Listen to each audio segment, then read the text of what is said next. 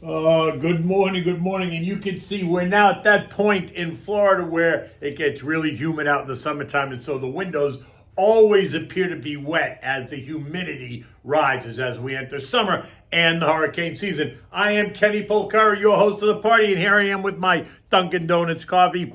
Today is Monday, June 6, 2022, and here's what you need to know to get your day started, right? On Friday, we had the non-farm payroll report, and that continues to suggest a strong labor market. Stocks ended up closing lower as another Fed head repeats the aggressive narrative. Oil now kissing $120 a barrel, right? The national average is now $5.15 a gallon. The Jubilee in Europe is over in the UK, and Boris Johnson now faces a vote of no confidence this morning, or this afternoon around 1:30. And what do we have for dinner tonight? We're going to try the T-bone from the Trentino Alto Adige region of Italy, but we'll get to that in a minute. So stocks ended the week lower again. Friday's non-farm payroll report did show that we created or restored 390,000 jobs, which was less than last month, but still above the estimate, and that's what analysts and strategists cited for why stocks sold off. Look, a strong labor market is going to add to the pace and rate of inflation because competition is going to give workers more wage bargaining power, leading to the wage price spiral that I've been talking about that we saw back in the late 1970s.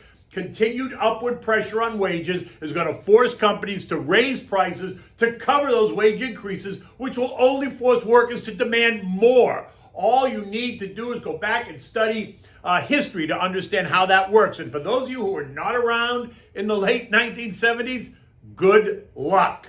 The unemployment rate held steady at 3.6%. The underemployment rate rose by 7.1%, and average hourly earnings fell to 5.2% year over year, while inflation continues to run at 8.5% officially. I think it's higher, but whatever.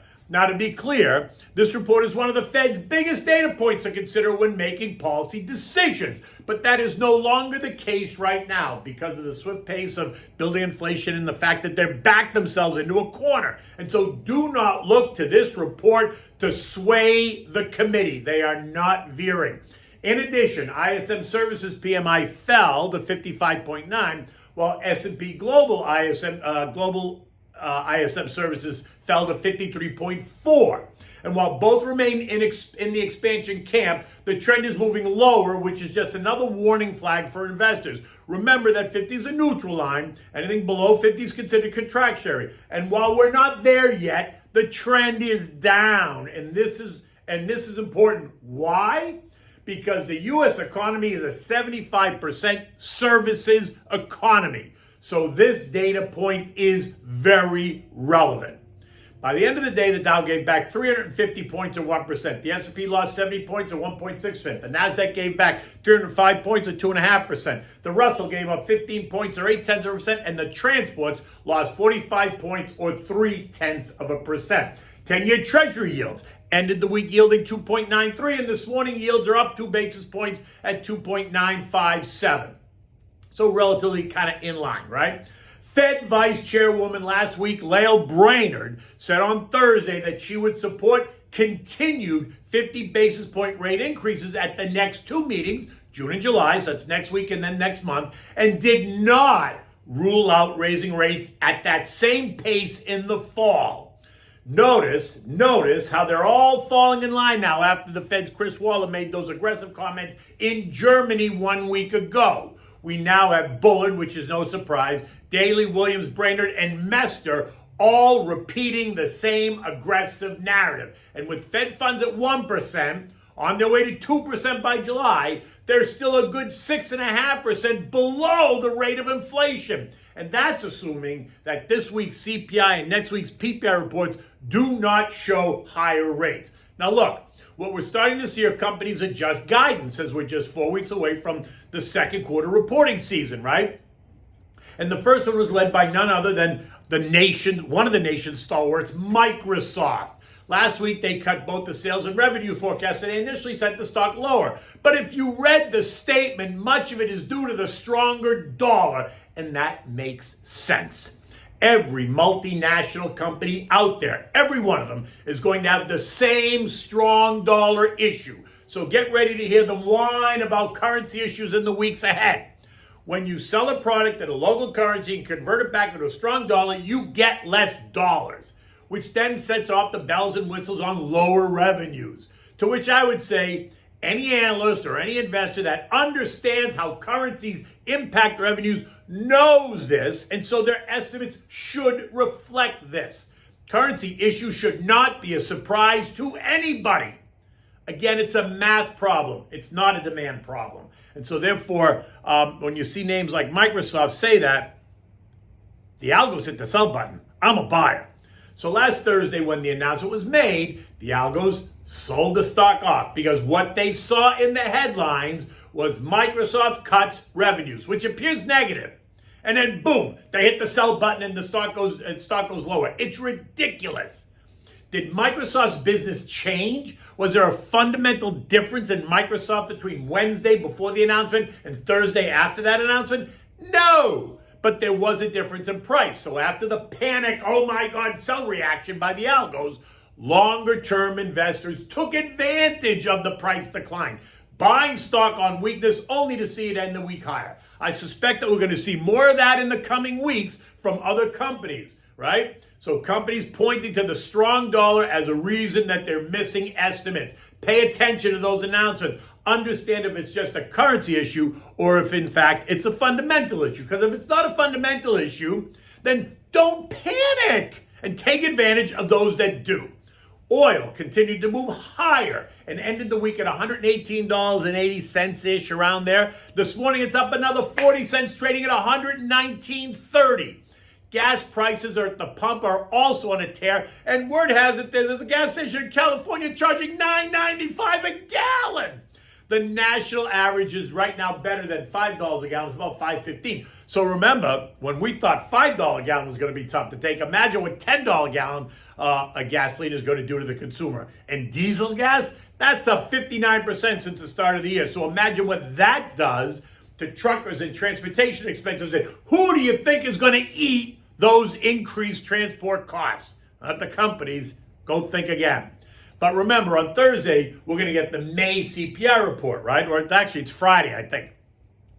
When they take out food and energy to smooth it out, they're going to tell you that inflation is peaking, blah, blah, blah. It's all smoke and mirrors. In any event, oil did trade as high as $120.82 a barrel overnight and only going higher, especially now that China is reopening again. We are now above the highs reached in March, and the path of least resistance is higher, not lower, right? Because there's plenty of demand just below the surface. U.S. futures this morning are up. At 6 o'clock this morning, Dow futures are up 265, S&P's up 42, the NASDAQ was ahead by 176, and the Russell up 22 points. There's nothing new. There's no news story that's fueling this rally other than commentary from our friends at Goldman that are telling the newswires that the Fed has it under control. No need to worry. Inflation is peaking, and the Fed will not push us into a recession anytime soon. Yeah, so you go with that. You run with that idea because I'm clearly on the opposite side of that argument. On the other hand, my good friend Quincy Crosby, if you don't know her, she's great, chief equity strategist at LPL Financial, had this to say, and this is kind of the camp I'm in, right? That the market finds itself between wanting to believe the rallies, but not believing that the Fed can negotiate a soft landing, right? I'm in the camp, and it's going to be a hard landing. There is not going to be a soft landing, contrary to what Goldman says. And that's going to continue to drive and to cause the sharp spike rallies and then the sharp reversals, right? Eco data today is nothing. There is no eco data today. But the big reports, and really the rest of the week, they're just kind of standard. But the big report is going to be on Friday, and that's going to be the May Consumer Price Index report, right? The CPI. Now, the estimates suggest that the top line CPI is going to surge by 0.7%, up from 0.3 month over month. But the core CPI, which is X food and energy, is going to come in at plus 0.5%, down from 0.6 month over month. Year-over-year estimates suggest 8.3% and 5.9%, both lower than last month. And if that's the case, then expect them to toot their horns on how the Fed has succeeded in tamping down inflation, something I'm not buying. I mean, have you been out in the world lately? Have you been shopping? Have you seen the prices of anything? In any event, investors will need to parse that data and then make their own decisions and invest accordingly, right? European markets are up partly due to the market's oversold mentality and the idea that this week's CPI report in the United States is going to prove that inflation is peaking in the US, and that may mean Europe has seen the worst of it as well. Remember, they were sky-high numbers for the last couple of weeks across Europe. Both arguments I disagree with, but that's what makes a market, right? Differing opinions. At 6 a.m., markets across the region were all higher by a little more than 1%. On a side note, the Queen's Jubilee celebration is over. It was a beautiful celebration, but now UK Prime Minister Boris Johnson is facing a vote of no confidence amid increasing dissatisfaction in his leadership. So stay tuned. If he loses, he's going to be forced out and a search for a new government begins. The vote is scheduled for about 1 o'clock Eastern Standard Time, between 1 and 2 o'clock Eastern Standard Time. The S&P closed at 4108 on Friday. This morning's action suggests that we could test last week's high of 4177. Again, many will tell us that the worst is over and that the bottom's already in. I'm not convinced yet and remain on the cautious side of that argument. Expect this week to be all around the speculation around CPI and the consumer confidence report, which is expected to come in at 58.3, which is flat, right, month over month. So we remain in the broader trend line resistance and support range of 4276 on the upside, 3800 on the downside. So we remain well within that trading range. Okay, so what do we have for dinner tonight? We're having this T-bone from Trentino Alto Adige style, right? It's from that region of Italy, right? And it's the very northern region of Italy, and it's called Trentino Alto Adige. It's a complex place and has a variety of influences that are visible in the language, the food, and the culture. During his rule in 1805 to 1814, Napoleon Bonaparte annexed this land from Austria. He then renamed the region Trentino Adige, reflecting the Adige River that runs through it, as he sought to erase any historical affiliation to Austria. The people in that region, they speak Italian and they speak the Austrian-Bavarian dialect of the German tongue. As a result, they appreciate foods with ingredients like sauerkraut, horseradish, and liverwurst, food much closer to the Austro-Hungarian Empire than the Roman Empire. So yes, this is Italy, but this dish is not pasta polenta parmigiana.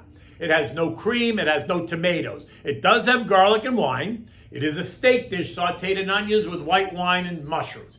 It's easy to make, not fancy at all. It takes no more than 30 minutes or so to make it and serve it. So it's a relatively easy dish. You come home from work, you start whipping it up, 30 minutes, it's over. You're sitting down with a glass of wine. Okay, so for this you need thin sliced T-bone, not the thick, a thin slice, right? Or you can use another thin slice type of steak, but T-bone is the best. You need butter, garlic, white wine, onions, flour, salt, and pepper. Mushrooms are optional, but I always love mushrooms, right? I also add a shake of oregano to this, as I like the way it tastes, but that's completely up to you. Try it on a small piece and then see if you like it, and if you do, then you can season the whole thing. First, season the steaks with salt and pepper, and then lightly dredge them in flour and set them aside. Now start by slicing the onions and mushrooms and the garlic, and then sauteing them in butter and olive oil in a frying pan large enough to accommodate the steaks when you're ready. Keep the heat on medium so that you don't burn the butter or the onions or the mushrooms, right? But you want to saute until they all get nice and translucent. When the onions are soft and translucent, turn up the heat and add the steaks right directly to the onions and mushrooms.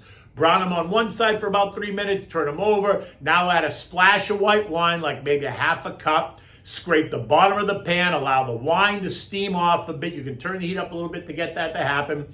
If it all evaporates, just don't worry about it. You can always add a little bit more. You want to cook for about 3 or 4 more minutes, depending on the thickness. But remember, you don't want to use a thick steak for this dish, right? They're thin cut. When done, you can serve this 3 ways. You can make a bed of the onions and mushrooms and then place a steak on top. You can place the steak first and then cover it in a blanket of the sweet wine infused onions and mushrooms. Or you can slice the steak at a diagonal and serve family style surrounded by the onions and mushrooms. No matter which way you serve it, it's always delicious. You want to serve this baby with a garlic herb rice pilaf and a mixed green salad. You want to have the Chianti available for your guests. The whole deal should cost you about $50 to feed a family of 4 by the time you buy maybe $60 depending on where you live, but I think you can do it for about $50 to feed a family of 4, and maybe still have a little bit left over. In any event, it's Monday morning. It's going to be a beautiful day here in South Florida once the windows dry up and the humidity eases a little bit, probably about 85 degrees, but the air is thick. It is that time of the year.